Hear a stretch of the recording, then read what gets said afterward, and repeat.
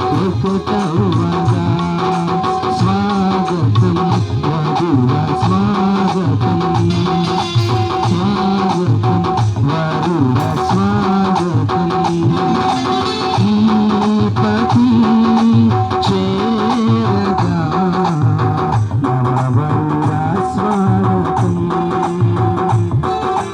ఈ సఖీ చేరగా నవవరుడ స్వాగతం స్వాగతం వరుడ స్వాగతం స్వాగతం వరుడ స్వాగతం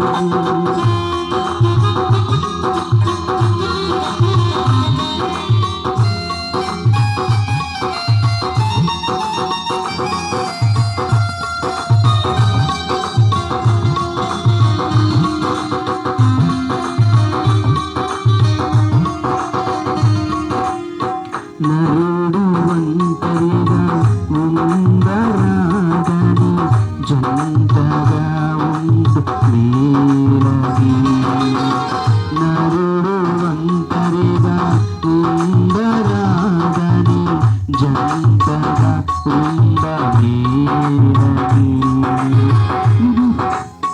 ఇరువురు కలిపదే చేతులు ఒకరికి ఒకరు నిలవాలని తోడుగా అందగా ఒకరికి ఒకరు నిలవాలని తోడుగా అందగా ఒకరికి ఒకరు నిలవాలని స్వాగతం వధువ స్వాగతం స్వాగతం వరుడ స్వాగతం ఈ సఖీ చేరగా నవవరుడ స్వాగతం ఈ పతి చేరగా నవవరుడ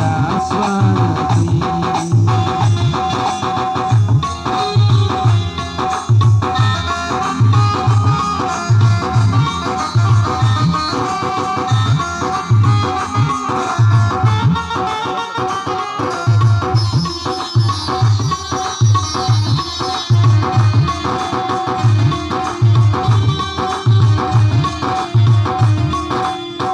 సాటి లేని సృష్టికర్త సాటి అయిన సహాయము సర్వజ్ఞాని అయిన దేవుడు సమయ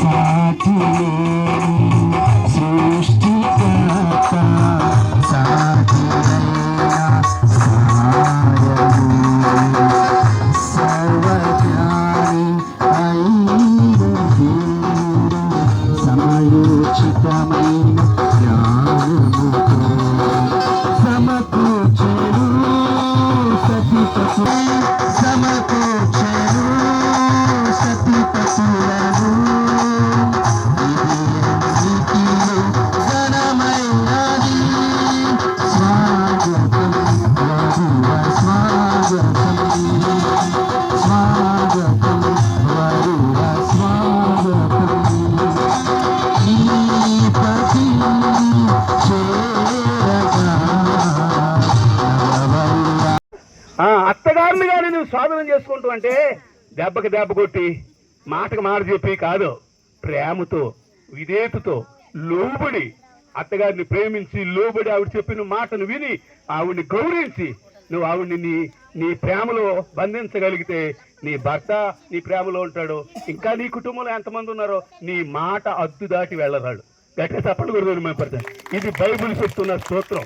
ప్రియులారా, ఈ సూత్రాన్ని మీరు పాటించగలిగితే మీ జీవితం అంతా ఆనందంగా ఉంటుంది, లేకపోతే గందరగోళంగా ఉంటుంది అనమాట. అందుకని అదేవిధంగా ఆమె ఒక తీర్మానం చేసుకుంది. ఏమని తీర్మానం చేసుకుందంటే, అమ్మా నీ దేవుడే నా దేవుడు, నీ ప్రజలే నా ప్రజలు, నీవున్న చోటనే నేను ఉంటాను, నీ ప్రజలు నివసించి నీ దగ్గరే నేను నివసిస్తాను, నీ జనమే నా జనం, నీ దేవుడే నా దేవుడు, నిన్ను నన్ను వేరు చేయడానికి ఇంక ఏది లేదు, మరణము తప్ప ఏది ఏర్చేయకూడదు అని చెప్పి ఒక మంచి గట్టి తీర్మానం చేసుకుందండి. చాలా మంది పెళ్ళి అయిన కాడించి అమ్మగారి ఇంటికి పరిగెట్టుకుని వెళ్తూ ఉంటారు. అది మంచిది కాదు, మంచిది కాదు. అంటే వెళ్ళొద్దని నేను అంటలేదు, వెళ్ళాలా. చిన్నప్పటి నుంచి ప్రేమించారు, నీకోసం ఎంతో త్యాగం చేశారు, తల్లిదండ్రులను సన్మానించండి, మీరు దీర్ఘాయుష్మంతులు అవుతారని ఉంది.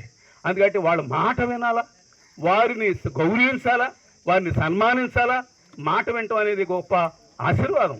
కానీ మరి 24 గంటలు అక్కడే మనసు ఉండి మనిషి మాత్రం ఇక్కడ ఉంటే ఇక్కడ అంతగా కుటుంబం వర్తెలదు. అందుకట్టి ప్రియులారా జాగ్రత్తగా గమనించండి. నీకు ఎప్పుడైతే వివాహం జరిగిందో అప్పుడే ఇంటి పేరు మారింది. అంటే దాని అర్థం ఏంటంటే నువ్వు ఆ ఇంటి మనిషి కాదు, ఈ ఇంటి మనిషి అని అర్థం. తర్వాత ఎప్పుడైతే వివాహం జరిగిందో నీవు సంపూర్ణంగా ఈ జనం, ఈ కుటుంబము నీ కుటుంబం, ఆ కుటుంబము నీ కుటుంబం కాదు, ఈ కుటుంబము పావని కుటుంబమే నీ కుటుంబం. వారన్నదమ్ములు, వాళ్ళ అక్కజల్లులు, వాళ్ళ సంఘము, వాళ్ళ సేవకుడు నీ సేవకుడు అవుతాడు, నీ సంఘం అవుతుంది. ఈ విషయాన్ని గమనించి మరి జ్ఞానంతో కాపురం చేసుకోగలిగితే నీ కుటుంబము ఆస్వాదించబడి వర్ధలుతుంది. దేవుడు మిమ్మల్ని అటుగా దీవించును గాక. అలాగే పౌలు కూడా ఒక మాట జాగ్రత్తగా విన్నారు. బైబిల్ గ్రంథంలో మరి స్త్రీని ప్రేమించాలి అని రాయబడింది. ఎంతగా ప్రేమించాలి, ఎంతగా ప్రేమించాలంటే నిన్ను వలే, నిన్ను నువ్వు ఎలా ప్రేమించుకుని నీకు బట్టలు కావాలనుకుంటున్నావో, నిన్ను నువ్వు ఎలా ప్రేమించుకుని మంచి ఆహారం కావాలనుకుంటున్నావో, నీకేం కావాలని కోరుకుంటున్నావో అవన్నీ ఆమెకు కావాలని బాధ్యత తీసుకోవాల్సిన అవసరం ఉంది. ఎందుకంటే ఇంతవరకు తల్లిదండ్రులు బాధ్యత తీసుకున్నారు. ఆమెకి ఏం కావాలన్నా వాళ్ళకి ఆమె అడగక మునిపే తల్లిదండ్రులు అన్ని ఏర్పాట్లు చేశారు. ఇంతవరకు నీవు కూడా ఆమె అడిగిన తర్వాత ఇవ్వటం కాదు, అది మామూలుగా అందరూ చేసే పని. కానీ అడగక మునిపే ఆమెకి ఏమి కావాలో, ఆమె సంతోషం ఏంటో, ఆనందం ఏంటో నువ్వు గుర్తించి ఆమె ఎడల బాధ్యత తీసుకుంటాం అనేది ఒక గొప్ప ప్రేమకు చూసినది. దేవునామని స్తోత్రం. అందుకాబట్టి ప్రియులారా జాగ్రత్తగా గమనించండి ఈ మాటలు. ఒక్క మాట చెప్పి నేను ముగిస్తాను. కానాను అనే ఒక ఊరిలో ఇలాగే ఒక వివాహం జరిగింది. వివాహంలో మరి యేసు ప్రభువుని ఆయన శిష్యుల్ని ఆహ్వానించారు. ఆహ్వానించినప్పుడు ఇప్పుడు సేవకులు మేము ఎలాగొచ్చామో అలాగే ఈ వివాహానికి అలాగే ఆ రోజు యేసు ప్రభు శిష్యులు కూడా వచ్చారు.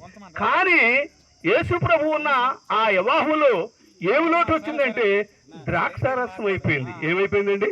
ద్రాక్షారసం అయిపోయింది. అయిపోతే ఆ వివాహం చేసిన వాళ్ళకి అవమానం కలుగుతుంది. అంటే మనం ఏదైనా వంటలో చేసినప్పుడు ఒకవేళ అయిపోయినాయి సడన్గా అప్పుడు సిగ్గుపడవలసిన అవసరం ఉంటుంది, వాళ్ళకి అవమానం కలుగుతుందని వాడు బాధపడతారు. అలాగే ద్రాక్షరసం అయిపోయింది, చాలా బాధగా ఉన్నారు వాళ్ళందరూ. అప్పుడు యేసు ఆ వివాహంలో ఉన్నాడు కనుక ఆ లోటుని అద్భుతమైన రీతిలో తీర్చాడు. గట్టిగా చప్పలు కూడా తిని మేము పెట్టాలి. మీ ఇంటిలో, మీ కుటుంబంలో, మీ జీవితంలో యేసు ఉంటే మీకు లోటు అనేది వస్తే ఆయన తీరుస్తాడు. కష్టం అనేది వస్తుంది, వస్తే ఆయన తీరుస్తాడు. మీకు ఏది అవసరమో అవన్నీ ఆయన తీరుస్తాడు. అప్పుడు నీ కుటుంబం ఒక లెక్కించబడిన కుటుంబంగా, దేవుని కుటుంబంగా, ఆస్వాదించబడిన కుటుంబంగా, దేవుడు ఏ ఆలోచన అయితే చేశాడో నీ కుటుంబం విస్తరించాలని, అభివృద్ధి పొందాలని, పెద్ద కుటుంబంగా తీర్చబడాలని ఏ ఆలోచన అయితే చేశాడో ఆలోచన ఖచ్చితంగా మీ పట్ల నెరవేరుతుంది. హల్లెలూయా.